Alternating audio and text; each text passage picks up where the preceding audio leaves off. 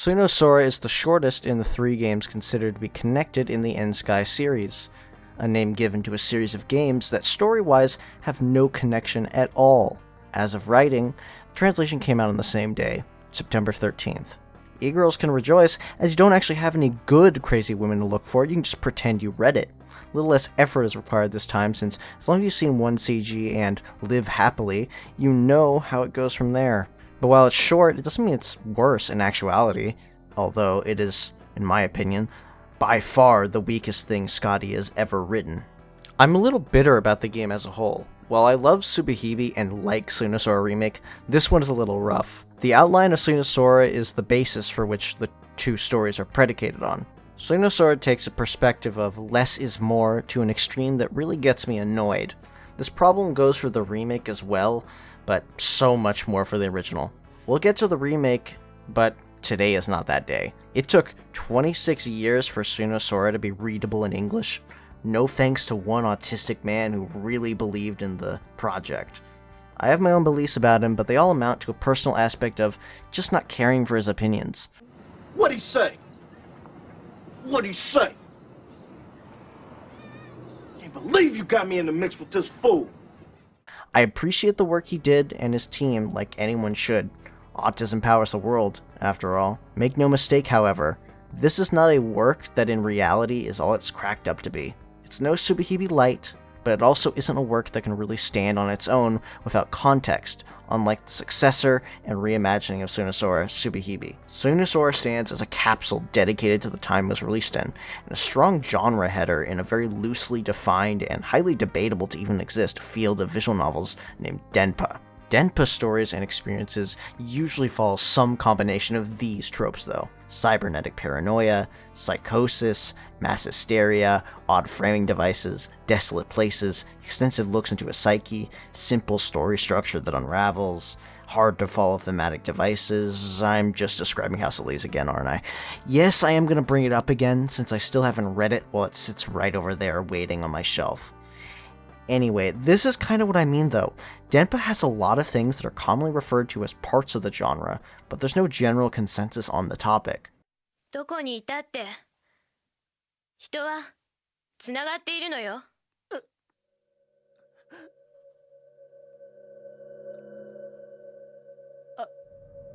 Sora stands as a unique product in a field of unique products, no matter what you can compare it to. The way the story is told is very telling of the creator, Scotty's mindset at the time. He was a younger man who wrote in a way that showed how he saw the world. That's a question of what he believed life and creation was about. While it's easily distinguishable from what is from the characters and what isn't, the difference that makes me believe this is him asking a question to the world is due to the fact that it is so devoid of hope that it almost screams for someone to answer. This is one of these things that really makes me gravitate towards the series as a whole. After all, it's like the reason why I love Subahibi. Sora is no different than Subahibi in the idea that it's brutally uncompromising. I do consider this to be a good read, but in a different way that gives you a better concept of what Scotty wanted to do with Subahibi, which is why I said I really can't call it a light version. I also can't really say I love the execution for these ideas, but we'll get to that. The art as a whole definitely brings a vibe that feels like amateurs trying to learn their craft as they go. The game as a whole, product, brings this feeling, and that works to its own benefit in some ways.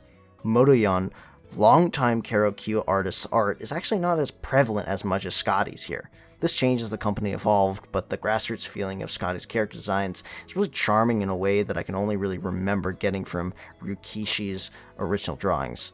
They're a lot more commonly drawn and more visually appealing to the eye than his, but Scotty doing the writing and most of the art gives this feel of a creator really having more faith in his own work rather than the work of others. This is just my opinion from someone who feels a similar way, so it's my gut talking here.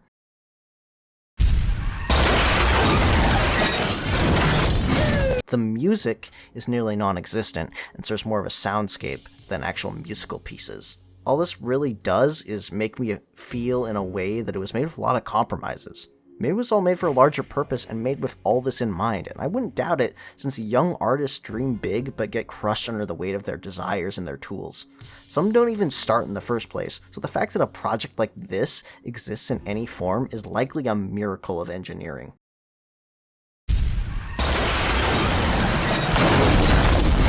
The story, however, is relatively simple to get through. This is expected from a work that clocks in at just about 5 hours, give or take.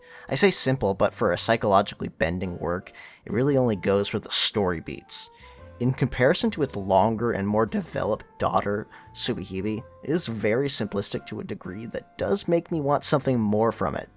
You could say that it's short and succinct, not sweet, but I would take issue with the succinct part. It doesn't feel as if each part of the story is written with equal care. Each part clocks in around an hour in length if you read fast, which you probably can considering there's no VA work.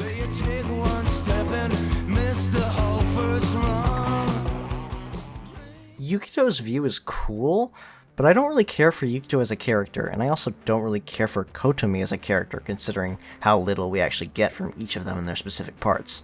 Yukito is a bit of an asshole to most people, albeit Kotomi hangs out with him since he's a childhood friend of hers. There's a bit of a cool discrepancy with how Yukito sees how he talks and how other people see how he talks in the later few views, so he probably has more layers than I give him credit for. Kotomi is the stereotypical sassy tomboy that you see parodied a lot, but she gets her fair share of, well, I wouldn't say fair is the word considering the events that happened to her, but for lack of a better word, fair share of treatment. The dynamic of swapping character perspectives in each part and getting their own slice of what's happening is always going to be interesting, no matter how much I dislike or find the characters boring in these versions of their representations for the story. There are some lines that kind of confuse me for how simple and redundant they are, like the idea that someone disappears like they're running away. Yeah, if they disappear, they likely ran away, dude. The H scenes lie in this view, since Kotomi has no fucking ass.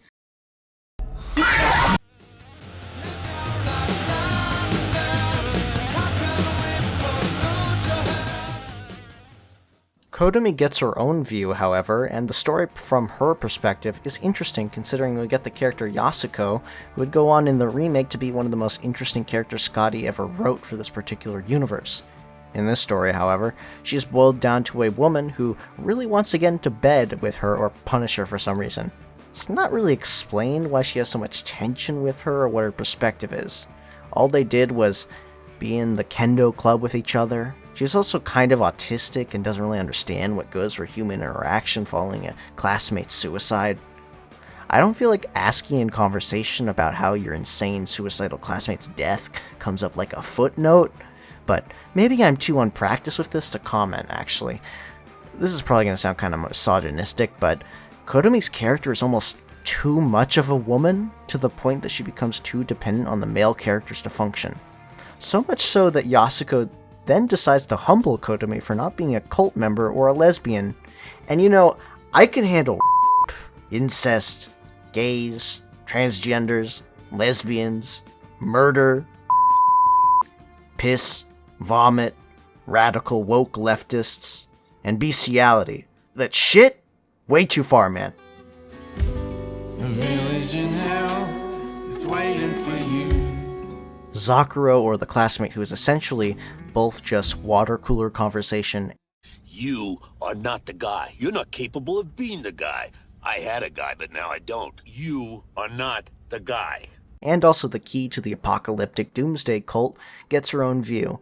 It's the shortest one, and doesn't do much other than show what she was going through. The bully named Ozawa calls her fuck doll, which just reminds me of Cory Spaz Kid. So, to be honest, I think he has more character if we just change him to being Cory. Yeah, that's a little bit better.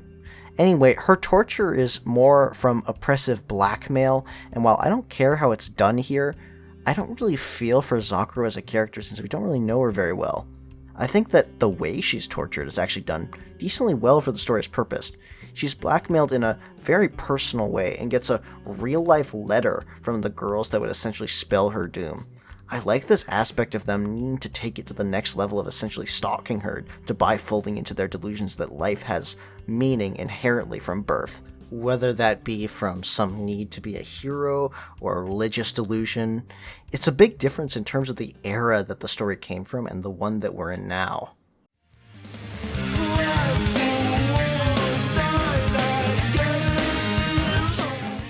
Takuji's view, as always, is the obvious highlight for the entire story. This is to be expected, as it puts all the psychological aspects of the story on display and uses the text to trip up the reader.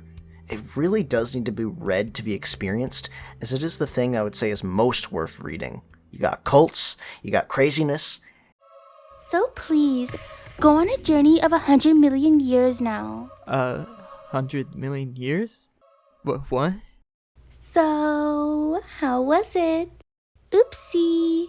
Looks like he's having a tough time remembering himself as Takuji-kun. Well, duh. 100 million years of evolution would scramble anyone's brain. Well, then...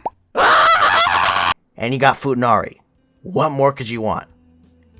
He's a violent and recessive kid that becomes a cult leader because he's a little too into his own world. I don't really find him as interesting as I do in his later rendition, but I haven't discussed one of the most important characters that people really love yet, and that character is Otonashi Ayana. The reason is, she doesn't really have much of a role in this story other than to be mysterious. She's there when the character needs some kind of epiphany or confusion, and then appears at the end of the entire story. The idea of her being a demon or an eldritch god just doesn't make as much sense as the fact that they didn't really know what to do with her character in this rendition. As for the whole theme of the game, I really believe that it tries hard to ask if any of this matters. Takuji brings up a story of a man who was cured of his blindness by modern science, only to be able to see nothing but just light. The world was seen as it is, rays of cosmic light that can only be interpreted by our brain. What we see is what we can believe. Maybe that's a little bit out of date considering the time period and advancements we have now, but regardless of that, we can only see what is commonly believed to be the case of the world. But even if we can experience and interact with things, what makes this matter as a concept is if any and all of it will be gone in a single instant. There's no real answer in the story. It's a perspective from a man who only watches the world but can't bring himself to experience or interact with it. Making something is the first step. You can't get anywhere unless you try first. Yukito in the story only comes in at the last moment and couldn't stop anything from happening. Takuji turned what was madness into reality by just simply taking advantage of his situation. The idea that the story presents a question without any answer is the reason why I believe it was made as a very harsh perspective from the author. If nothing matters, then why not just observe and try to keep despair at a minimum? But everything in the story is crying out for this to not be the case. Yukito waited until the sun stood still. Kotomi stood for her beliefs and was taken down by the people who liked her. Takuji stood to take advantage of his own beliefs and turn his meaningless existence into something that could maybe be considered a little bit meaningful, no matter how many people he hurt in the end. But even though the conclusion you may take that you need to try before horrible things happen, the story itself doesn't really get there. Life is considered a blessing and a curse, but it doesn't go any further. I have an issue with the fact that the story feels complete, but doesn't feel fulfilling. But that's probably the doomed point it's making, that life can be complete but have no fulfillment. It's an interesting topic that really feels as if it needed more focus, but it only got to the point of asking the world and not waiting for a response. It's not a bad thing by its own merits and what it wants to do, but I can't in good faith pretend I find it very compelling on its own. Atmospherically, it's very gripping with a distinct lack of really anything but art and writing holding it together. With all its faults, I still do like the skeleton of the story. I just don't think it makes up a sum greater than the parts. Some demos of songs are better than the song in its finished state, but while this is considered a finished game, it does not feel complete. Some decisions in the actual playing part of the experience are strange too, like the abundance of supposedly exploratory choices that lead to nothing and only serve to break up the pacing in an already fast-moving game. That's a small thing, but it does feel like it was a last-minute decision to give the player more input. The whole background idea in the pause screen of the iconic Sora patented eyeball opening and closing as the story reaches its climax is really cool. The fact that it disappears when the events aren't put into motion, or when Takuji gets to the point where he's gone completely off the cliff in terms of rationality, is really neat. The characters are written in a way that makes me believe harder in my points made about how Scotty at the time was a loner who wanted to make something very special. He writes in a way that takes away a lot of the sunniness away from the characters. Like, the only people that really have any hope in them are the ones that try to create something larger than themselves.